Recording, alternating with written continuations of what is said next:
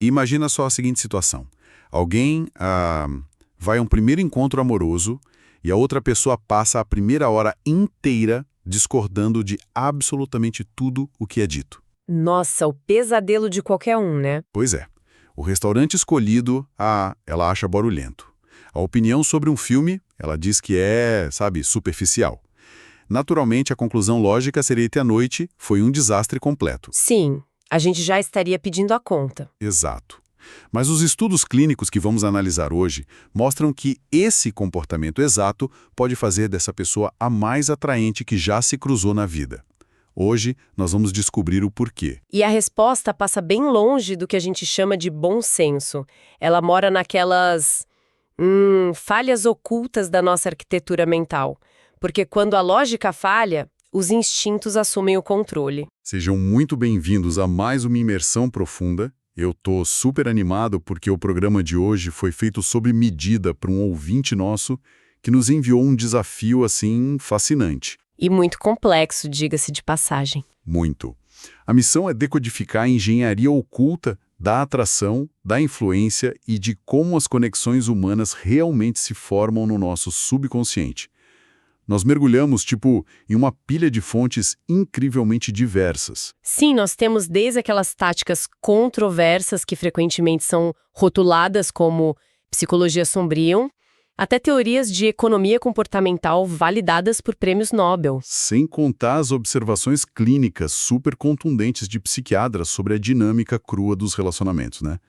E, só para deixar claro desde o início, para quem nos ouve, nosso papel aqui não é endossar ou julgar moralmente essas táticas. Com certeza não.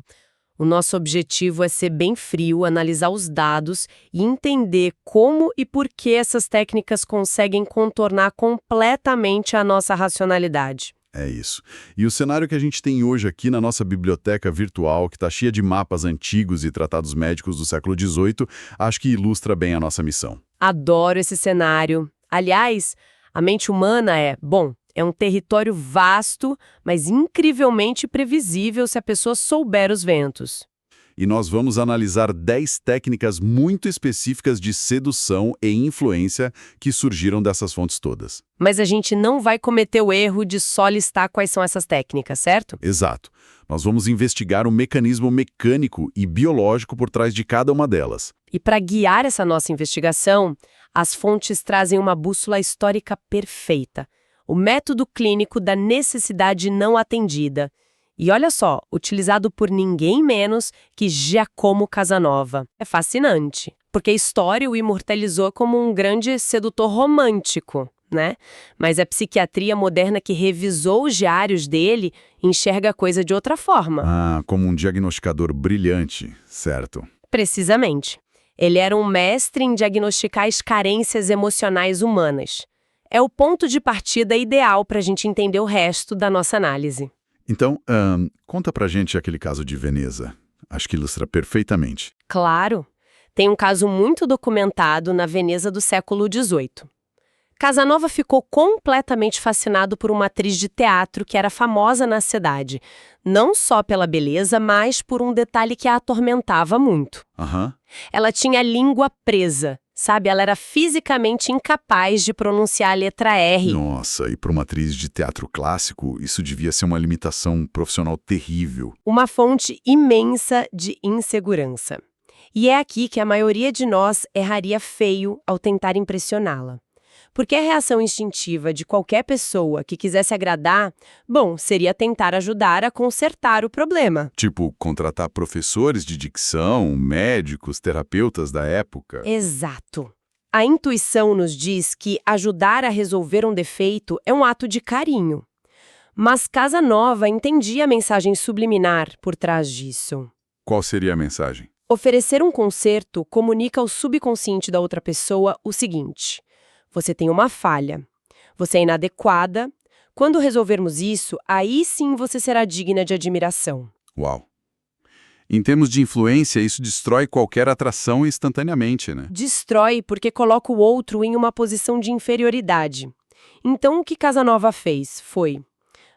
ele se recolheu em seus aposentos e passou 3 dias e 3 noites escrevendo uma peça de teatro inteira, feita exclusivamente para ela. E aqui vem a genialidade da coisa. Sim, o grande truque foi que o roteiro não continha uma única palavra com a letra R, nenhuma. Espera, então, ao não fazer absolutamente nada para mudá-la, ao simplesmente omitir uma letra do vocabulário, ele fez com que ela se sentisse o centro do universo. Exatamente. Ele diagnosticou a necessidade não atendida dela, a necessidade de atuar e ser aclamada sem que o defeito dela fosse um obstáculo. Ele inverteu totalmente a cartilha de como a gente tenta impressionar alguém. A peça de teatro dizia subliminarmente que o mundo deve se adaptar a você porque você já é perfeita.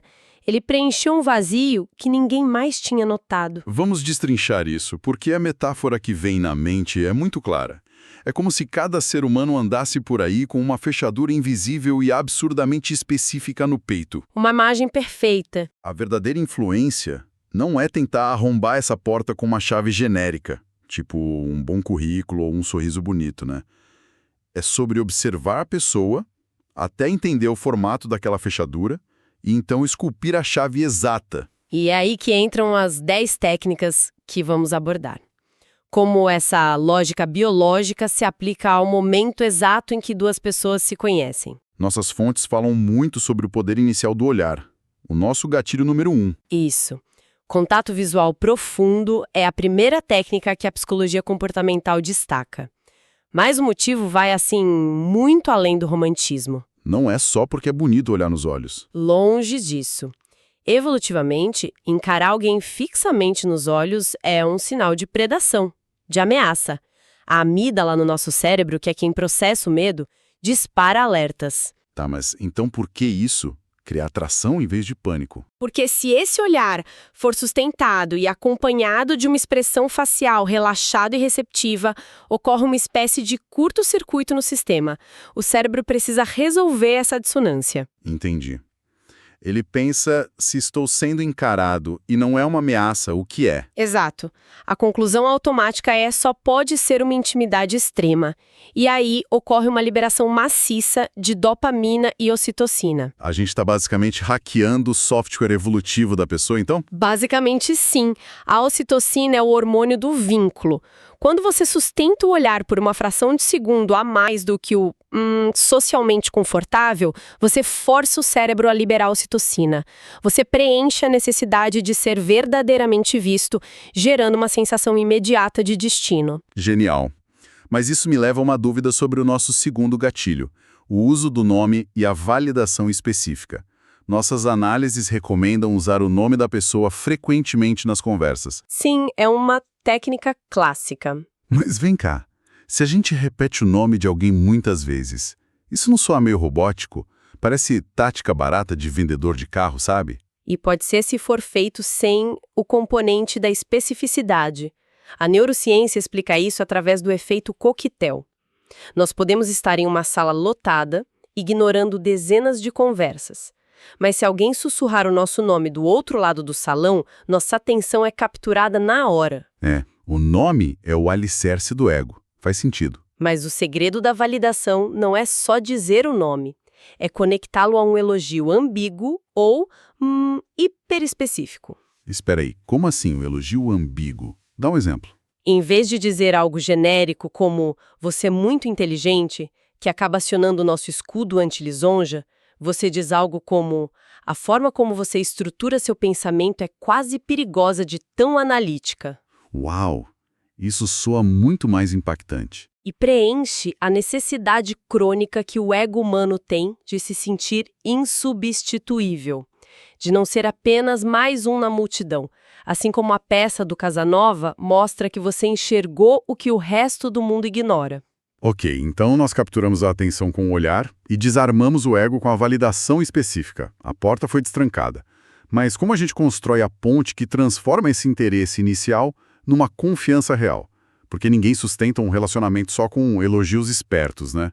Com certeza não. E é nesse momento que entra o nosso terceiro gatilho, o espelhamento, ou mirroring. Os textos descrevem isso como a mimetização sutil da linguagem corporal, ritmo de respiração e tom de voz da outra pessoa. Mas, de novo, o ceticismo bate a porta aqui. Se eu começo a cruzar as pernas toda vez que a pessoa cruza, ou bebo água exatamente na mesma hora, ela não vai achar que eu estou zombando dela? O segredo aqui é a sutileza e o atraso. Não é para imitar imediatamente, é incorporar o ritmo com alguns segundos de intervalo. O motivo disso funcionar tão bem nos leva ao Daniel Kahneman e os conceitos de Sistema 1 e Sistema 2. Ah, o vencedor do Prêmio Nobel. Isso. O Sistema 2 é a nossa mente lógica, que, claro, perceberia imitações óbvias, mas o espelhamento sutil atinge diretamente o Sistema 1, o nosso cérebro primitivo. E o que o cérebro primitivo entende com isso? Nossos ancestrais precisavam identificar rapidamente quem pertencia à sua tribo para sobreviver. Similaridade física significa segurança. Quando você espelha a respiração de alguém, o sistema nervoso autônomo dela relaxa. O cérebro conclui que essa pessoa é da minha tribo e baixa as defesas. Exatamente. E isso nos leva direto ao quarto gatilho, que eu considero um dos mais poderosos e contraintuitivos. A vulnerabilidade estratégica, certo? Eu achei isso fascinante nas nossas fontes.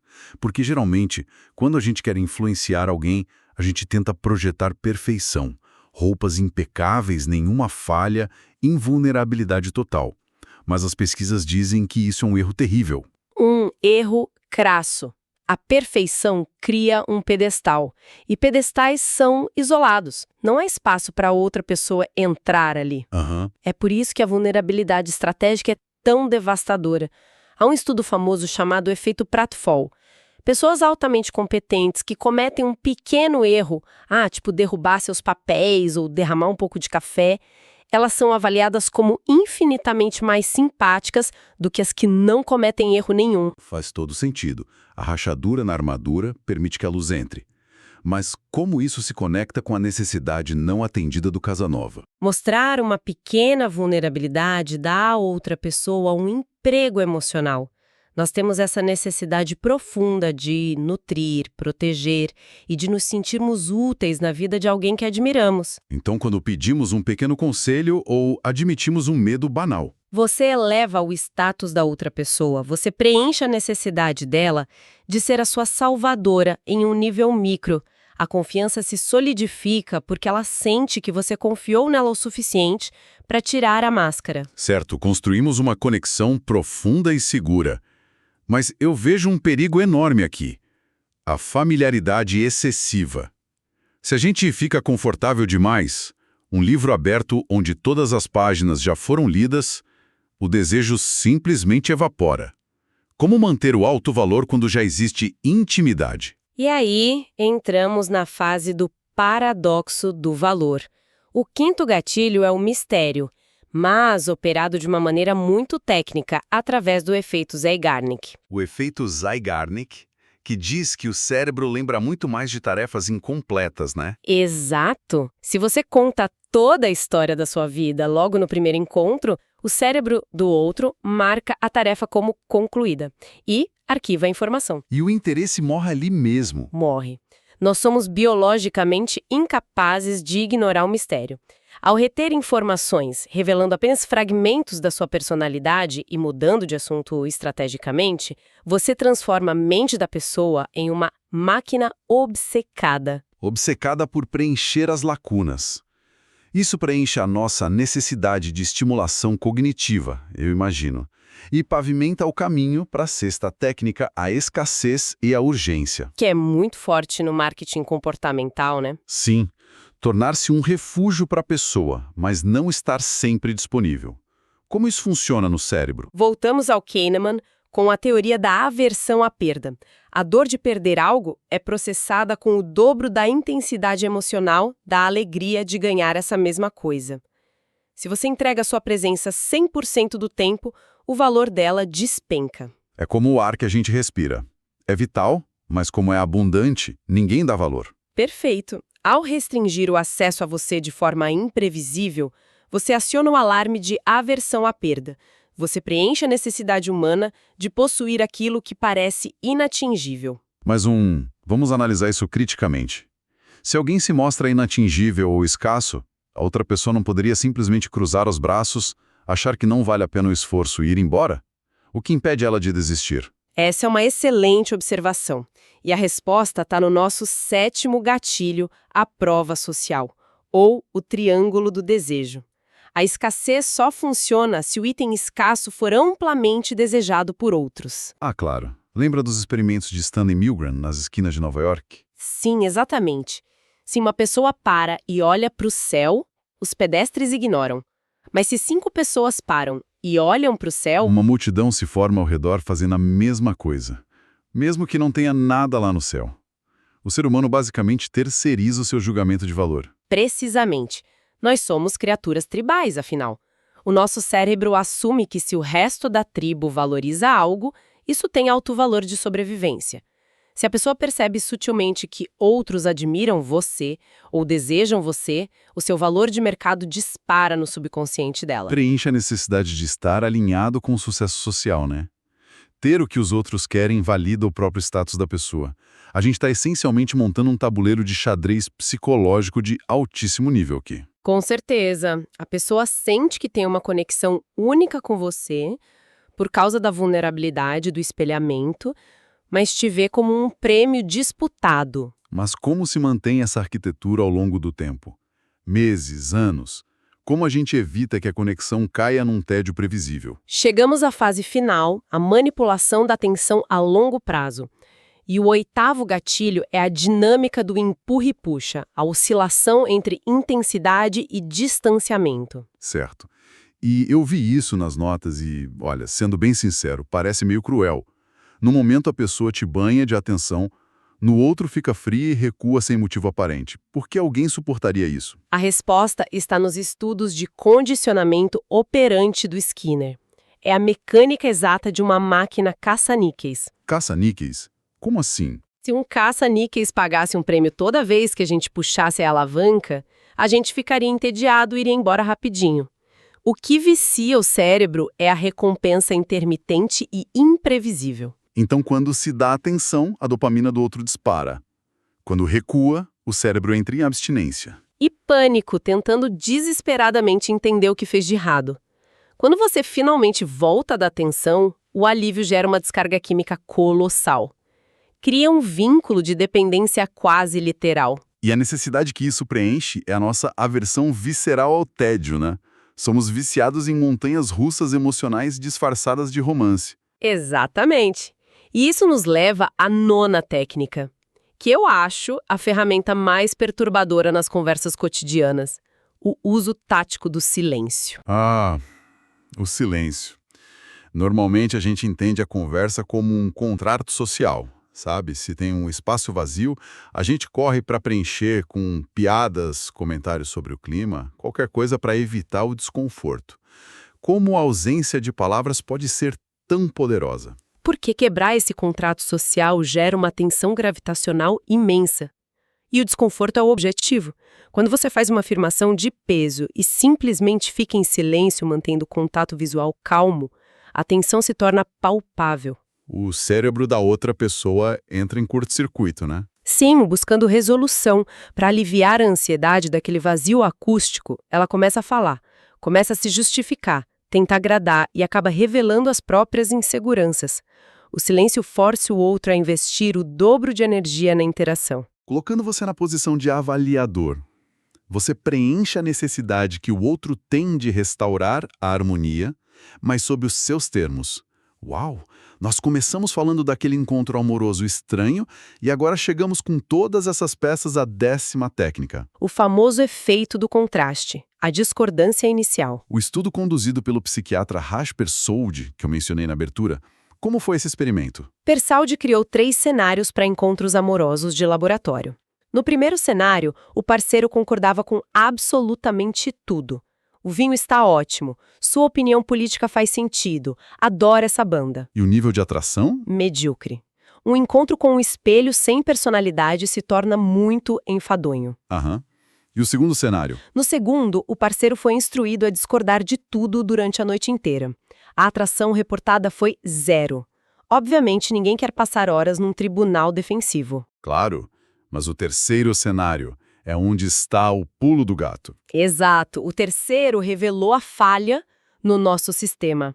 O parceiro iniciava o encontro sendo deliberadamente difícil, discordando na primeira metade da noite, porém, na segunda metade, ele passava a ceder aos poucos, concordando gradativamente com os argumentos da pessoa. E essa pessoa foi eleita a mais irresistível de todas, superando de longe as que foram amáveis desde o início.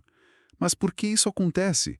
Onde está a necessidade do Casanova nisso? Está na nossa necessidade brutal de impacto. O subconsciente da pessoa processa a situação assim. Essa pessoa tem padrões altíssimos, mas eu fui tão brilhante e persuasivo que consegui dobrar as convicções dela. Ganhar aprovação de graça não tem valor. Nenhum. Mas fazer a pessoa lutar e conquistar a sua validação infla o ego dela de uma maneira indescritível. Preenche a necessidade que ela tem de sentir que tem o poder de impactar o mundo. A real é que ela não se apaixona por você, ela se apaixona pelo poder que sentiu quando finalmente conseguiu a sua aprovação. Exatamente a atriz do Casanova com a letra R. Ela sentiu que a presença dela era tão grandiosa que forçou o mundo a apagar uma letra inteira do alfabeto só por ela.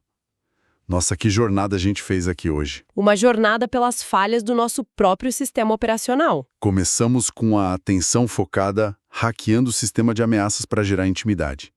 Construímos confiança espelhando a respiração e mostrando a rachadura na armadura. Elevamos o valor escondendo partes de nós mesmos e usando prova social. E sustentamos tudo isso com recompensas intermitentes, silêncio e fazendo o outro lutar pelo nosso afeto. E sabe o que costura todas essas 10 técnicas? De verdade. Não é o egoísmo, mas uma empatia quase cirúrgica. A influência não está em gritar mais alto. Está em conseguir ler o mapa de carências do outro. É diagnosticar o vazio e preencher aquele espaço com uma precisão que ninguém mais teve. A chave invisível esculpida perfeitamente para abrir uma fechadura que o próprio dono às vezes nem sabia que possuía. Isso. E o que me leva a um questionamento fundamental para quem está nos ouvindo continuar pensando depois que a gente terminar aqui. Se a atração irresistível e a influência profunda são, no fundo, a mecânica de mapear e preencher necessidades ocultas, o que isso revela sobre as pessoas e ideias pelas quais nos apaixonamos fervorosamente ao longo da vida? É uma pergunta pesada. Sim, estaremos nós realmente amando e compreendendo a essência do outro? Ou estaremos apenas caminhando hipnotizados pelo reflexo das nossas próprias carências, sendo brilhantemente satisfeitas diante dos nossos olhos? Isso muda completamente a perspectiva de como avaliamos as nossas próprias vontades. Fica aqui o convite para todos que nos acompanham na próxima vez em que sentirem aquela atração magnética súbita ou forem convencidos com rapidez assustadora por alguém que parece compreender exatamente do que vocês precisam. Façam uma pausa mental. Observem as dinâmicas operando sob a superfície. E tentem responder à pergunta. Afinal de contas, quem é que está segurando as chaves das nossas fechaduras invisíveis? Muito obrigada a todos por nos acompanharem em mais essa imersão profunda. Até a próxima investigação.